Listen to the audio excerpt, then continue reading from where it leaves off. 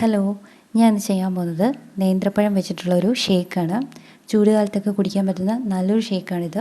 ഇത് നമുക്ക് തയ്യാറാക്കാനായിട്ട് വേണ്ടുന്ന ചേരുവകൾ എന്തൊക്കെയാണെന്ന് വെച്ചാൽ പാല്, നേന്ത്രപ്പഴം, പഞ്ചസാര, പിന്നെ കുറച്ച് ബ്രൂ കോഫി പൗഡർ. ബ്രൂ ഇല്ലെങ്കിൽ ബൂസ്റ്റ് ആയാലും മതി.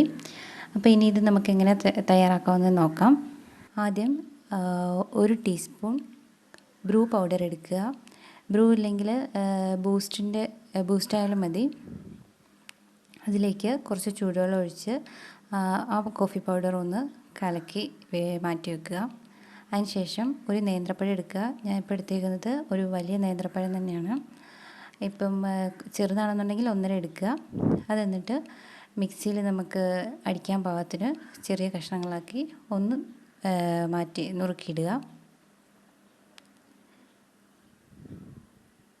അതിട്ട് കൊടുത്തതിന് ശേഷം ഇപ്പം 1/2 ലിറ്റർ പാലാണ് ഞാൻ എടുത്തേക്കുന്നത്. അത് ഫ്രീസറിൽ വെച്ച് നല്ല കട്ടിയായിട്ടുള്ള പാൽ തന്നെയാണ് എടുക്കണം. എങ്കിലേ നമുക്ക് ഷേക്കിന് നല്ല തിക്നെസ് ഉണ്ടാവുള്ളൂ.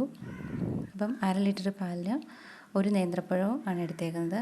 ഇനി അതിലേക്ക് നമുക്ക് ഒരു 5 സ്പൂൺ പഞ്ചസാരയും കൂടെ ആഡ് ചെയ്ത് കൊടുക്കുക.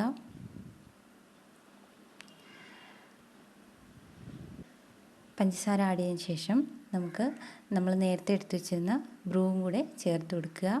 എന്നിട്ടിത് മിക്സിയിലിട്ടൊന്ന് നന്നായിട്ട് അടിച്ചെടുക്കുക.